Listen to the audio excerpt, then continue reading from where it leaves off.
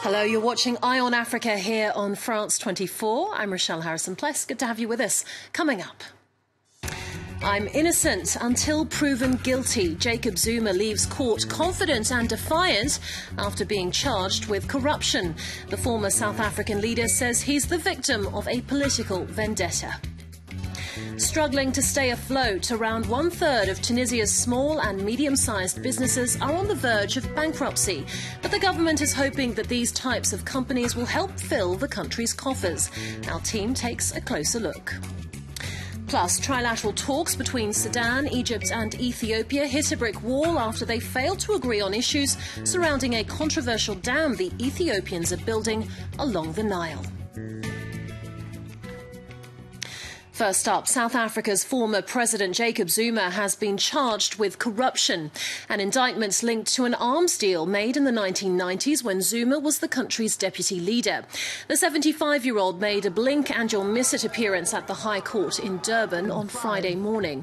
Zuma, who was forced out of office in February, denies any wrongdoing and claims he's the victim of a political vendetta. The case was adjourned, but a lengthy court battle is expected. By counsel for the state, in agreement with the defense, this matter is adjourned to the 8th of June 2018, which is a provisional date. Well, this case is long overdue for Jacob Zuma's critics, with opposition figures and activists fighting for years to hold him to account. Despite being slapped with the charges, the embattled former leader emerged from the courtroom defiant, addressing the large crowds who'd gathered outside to support him. Our South Africa correspondent Aisha Ismail was in Durban and sent us this.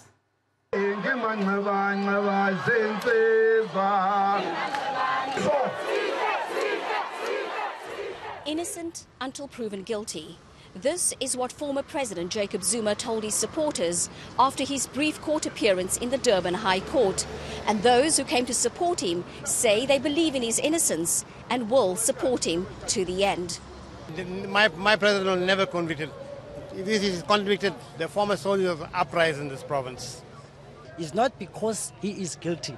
We know that people that are behind to prosecute Jacob Zuma is because they are against what President Jacob Zuma is doing for the poor people. That is why we are here to give him a support.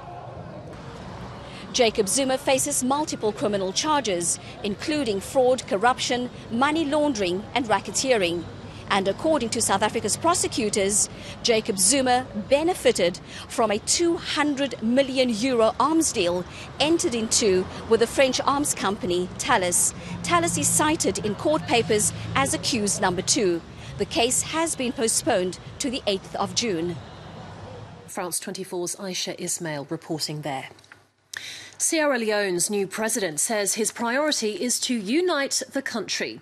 Julius Maada Bio was sworn in on Wednesday after winning last weekend's second-round runoff vote, defeating his rival Samura Kamara by more than 3 percentage points. However, the former military leader now faces a parliament that is dominated by the now opposition party, the All People's Congress.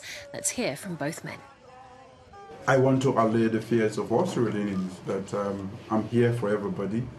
You should rest assured that I am not going to do anything against any political party or any individual or anybody from regions that are different from where I come from. Julius Maada Bio and I have worked, and we know what we did together.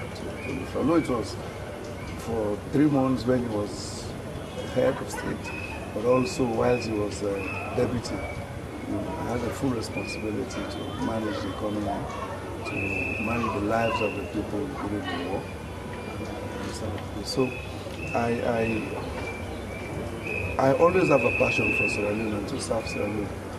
Meanwhile, the country's former ruling party, the APC, says it will challenge the results of the runoff vote in court. Defeated presidential candidate Kamara said the election was marred by fraud and that the results did not reflect the will of the voters. Next, on the brink of bankruptcy. In Tunisia, around 30% of the country's small and medium-sized businesses are struggling to survive. This amid a lack of financing, tight-fisted banks, recruitment problems and a poor economic climate. Yet the government is counting on them to help get the country's economy back on track. This report from our team in Tunis.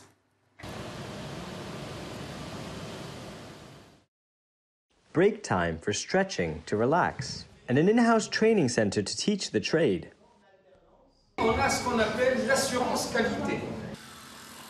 But betting on well-being and training for workers isn't enough for this textile company. It's having trouble recruiting.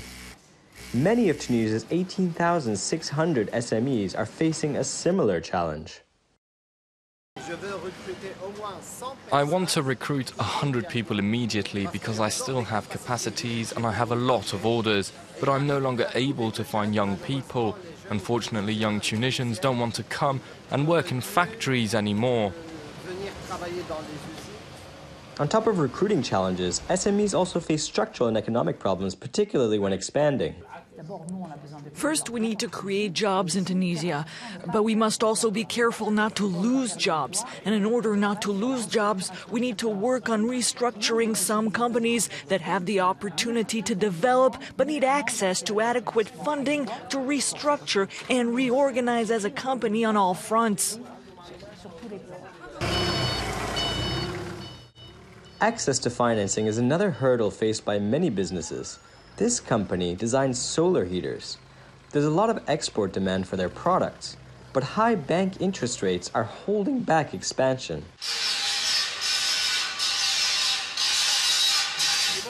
Banks are too expensive in Tunisia. Today, for example, when I compete with someone in Greece, Turkey or Italy, they finance themselves at 2%. We're financed at 9%. It's huge. Biome Solar has found other financing options, including crowdfunding and accessing German development funds. At the beginning of April, the Tunisian parliament passed a new Startup Act, which provides a legal framework for these other types of financing. Perhaps an encouraging sign for the country's up-and-coming businesses. Deadlock. Talks in Khartoum between Sudan, Egypt and Ethiopia over the use of the River Nile have ended in stalemate after a marathon 17-hour meeting. Diplomats failed to reach an agreement on a controversial dam Ethiopia is building along the Nile. Cairo is staunchly against the $4 billion Grand Renaissance Dam. The Egyptians claim it would have catastrophic effects on the country's water supply and agriculture. They also say they have historic rights to the Nile. Sudan, however, sees the dam as a solution to the country's problems with flooding. Let's hear from the Sudanese Foreign Minister. We've now left this issue in the hands of the irrigation ministers and the technical bodies, and when it is seen fit for us to come together as political and intelligence bodies on this issue, we're ready because we will work according to the instructions of the three presidents. Well, stop the press is exactly what's happening in Libya. Newspapers there are in decline, as they are in the rest of the world. But it's not only limited funding or a move towards consuming news online that's taken a toll on the industry. Years of instability have forced hundreds of newspapers to turn off the printing presses and have put them out of business. Shirley Sitbon tells us more. Frozen in time. The aging copies have been stuck in these machines since 2014 when the press shut down. This factory used to be bustling with work. Under Muammar Gaddafi, Libya had hundreds of newspapers, and this was the country's main printing press.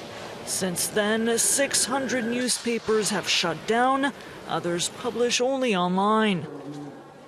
The main problem, in my view, is the funding and the blocked printing press, as well as the economic situation or economic recession that has hit the country. The math is simple. A copy is sold for half a Libyan dinar, the equivalent of 38 cents. But printing a copy costs 10 times that much. The sector faces several other problems. Insecurity is a big one, and political divisions in Libya headed by two rival governments.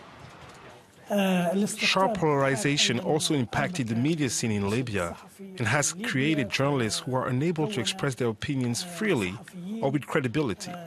Because this polarization has made them either journalists who will follow and represent just one side, or journalists who stay silent.